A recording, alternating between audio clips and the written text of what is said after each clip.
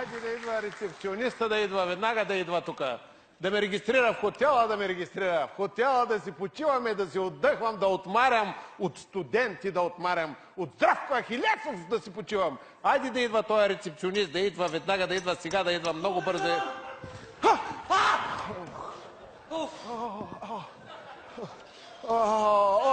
Здравко Ахилесов, Здравко, защо ме наказваш така? Защо ме наказваш? Ме наказваш мене, ме наказваш, ти ме наказваш, сега ме наказваш, тук ме наказваш. Защо?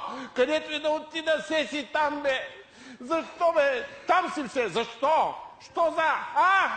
Защо? Какво правиш сега в този хотел на морето?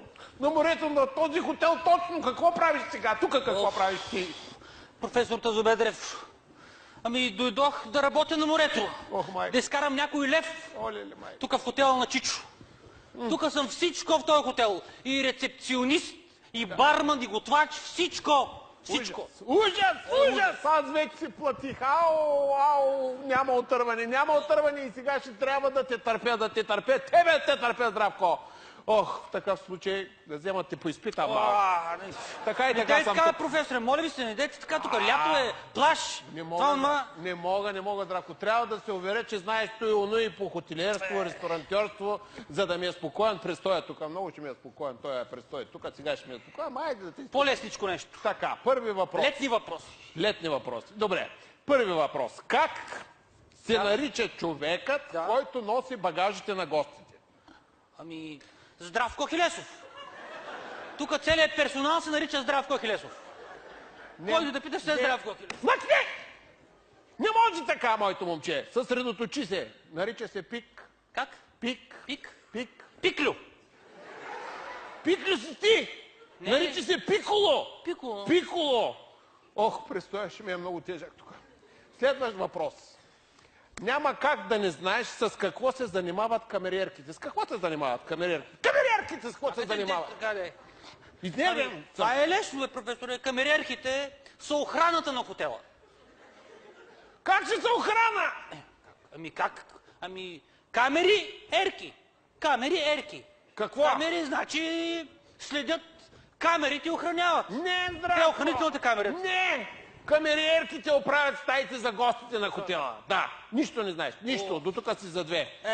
И не знам защо, но изпита продължава. Как се нарича? Внимавай сега, тук гледай. Съсредоточи се. Съсредоточен ли си? Съсредоточен съм. Не ми се вижда да се съсредоточил. Как се Не пипай. Малко мозъка да ми... Как се нарича услугата, когато всичко ти е включено в цената? Пиене, ядене, така, всичко. Направо ти подсказвам. Внимавай, нарича се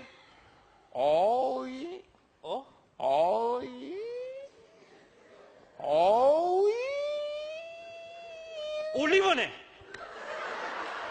Почти позна. Не е ли? Но не. Да. Нарича се All Inclusive. Как? All Inclusive. Повтори. Не, мама да мога. Повтори! Помъчи се малко поне! Много е сложно, бе, професоре. Явно не го разбираш английския, което ме подсеща така да видим как се с чуждите езици. Добре съм. Кажи ми добър ден на английски. Добър ден на английски.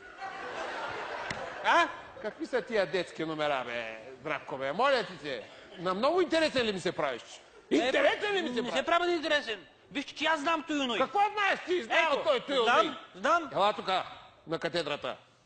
Така. Ето, например, добър ден на френски. Добър ден на немски. Добър ден на руски. Млъкни. Добър ден на португалски. Добър ден. Драко, ще напиша една двойка на всички възможни езици. На всички възможни езици ще напиша двойка. Не дейте така, професоре, моля ви се. Питайте ме нещо така малко по-лесно. Добре, нещо така ресторантьорско ще се попитам. Става.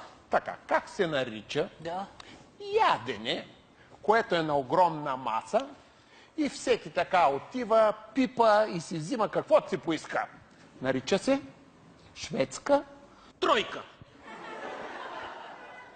Как шведска тройка? Лошо ми става, разбери, ще ме побъркаш. Там има много пипане, бе, професоре. Мъкни! И там се пипат много. Кой каквото набара за него е, като на шведската маса. Престани! Престани, ти казвам! Ще те удуша! Здравко заслужаваш една шведска двойка да ти напиша. Наричат се шведска маса. Ей, шведска маса, дай аз... Дай си книжката да ти напиша двойката. Не си я носи. Лятото кой ще носи книжката на плажа и на море? Ще си я носиш винаги да бъде в тебе, да можеш по всяко време да получиш двойка. Смилец над мене, бе. Работя много, измарен се. Да. Даже сега отивам да работя нощна смяна. Бе, каква нощна смяна? Нощна смяна. Каква нощна смяна? Вие хем сте професор, пък нищо не знаете. Хайде, аз сега ще ви подскажа какво е нощна смяна. Както вие на мен ми подсказвате. Добре, моето момче. Нощна смяна с дъщеря.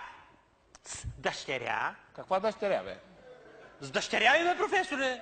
Ей, нищо не знаете за нощните смени на дъщеря си. Ама знам за мощните смени на физиономията ти. Ела тук. Не. Ела тук ти казвам. Ето така ще следва.